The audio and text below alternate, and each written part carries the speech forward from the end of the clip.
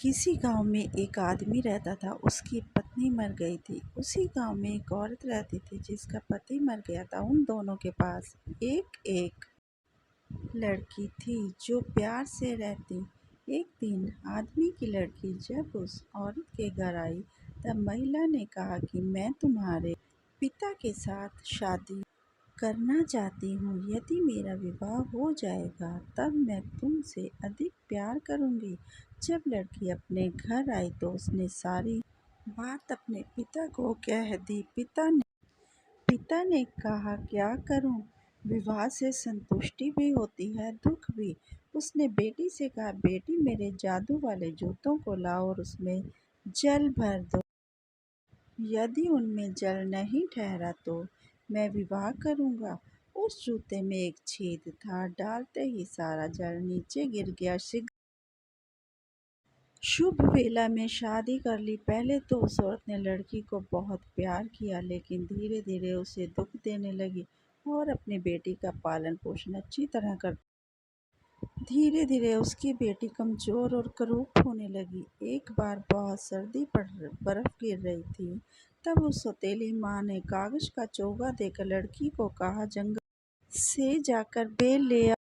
लड़की ने कहा कि इतनी सर्दी में बेर कहाँ मिलेंगे, तो उसे फटकारती हुई सौतेली माँ कहने लगी, ए निर्लज, जब तक तुम बेर लेकर नहीं आओगी तब तक इस घर के दरवाजे तेरे लिए बंद रहेंगे। लड़की रोती हुई जंगल की ओर चल पड़ी। जंगल में घूमते हुए एक झोंपड़ी दिखाई दी। वहां 3 बौने आग ताप रहे थे। जब वहां बैठकर लड़की भोजन करने लगी तब उनमें से सफ़ेद मूँछों वाले बौने ने कहा, हमारे लिए भी कुछ भोजन दो। उन चारों ने बांटकर भोजन किया। सफ़ेद मूँछों वाले बौने ने कहा, इतनी ठंड में तुम यहाँ क्यों आई हो?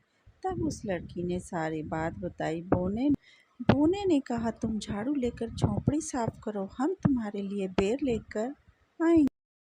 लड़की ने वैसे ही किया। यह देखकर दोनों ने उसे वरदान दिया। एक ने कहा कि तुम प्रतिदिन सुंदर हो। दूसरे ने कहा जब यह बोलेगी तब इसके मुंह से सोने के सिक्के गिरेंगे। तीसरे ने कहा यह कन्या किसी राजकुमार की महारानी बनेगी। बेर लेकर लड़की घर पहुंची। बेर के फल देखकर सौतेली माँ चकित हो गई। जब लड़की बोलने लगी तो उसके मुंह से सोने के टुकड़े गिरकर ढेर लग गया। लड़की की ऐसी शक्ति देखकर माँ चुप हो गई। यह सुनकर सौतेली माँ की बेटी ने कहा, माँ मैं भी जंगल में बेर लेने जाऊंगी।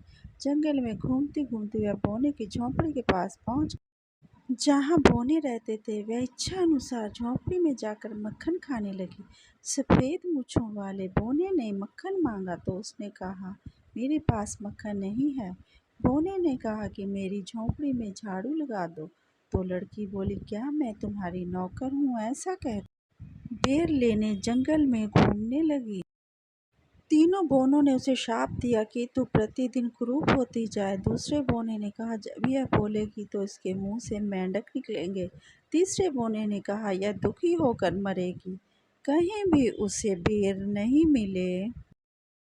जब वह घर पहुंची और बोलने लगी उसके मुंह से मेंढक निकलने लगे।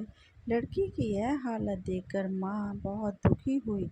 एक बार सौतेली माँ ने कहा, पुत्री इस जाल को जमीन में गाड़ बर्फ में गाड़ दो। वह वैसे ही करने लगी। उसी रास्ते से एक राजा जा रहा था। सुंदर लड़की को देखकर उसने कहा, यह लड़की क्या तू मेरे साथ विवाह करेगी? लड़की ने कहा, यह तो मेरा सौभाग्य होगा। राजा बालिका को लेकर राजमहल में आ गया। उन दोनों का विवाह गया। 1 वर्ष बाद उसने एक पुत्री को जन्म दिया।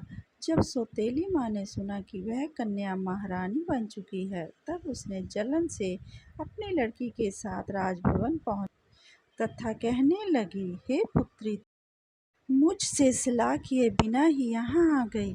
लड़की ने सौतेली माता का आदर सत्कार किया और दूसरे दिन जब राजा नगर के बाहर गए हुए थे तब उन दोनों ने मिलकर लड़की को पकड़ा और राजमहल के पास जो नदी थी उसमें फेंक दिया और अपनी लड़की को उसकी जगह सुला दिया। राजा अपने महल में लौटा तब सौतेली माँ ने कहा, मेरी महारानी बेटी सोई हुई है, आप थोड़ा आराम कर लीजिए। राजा लेट गया। इधर महारानी नदी को पार करके निकल गई।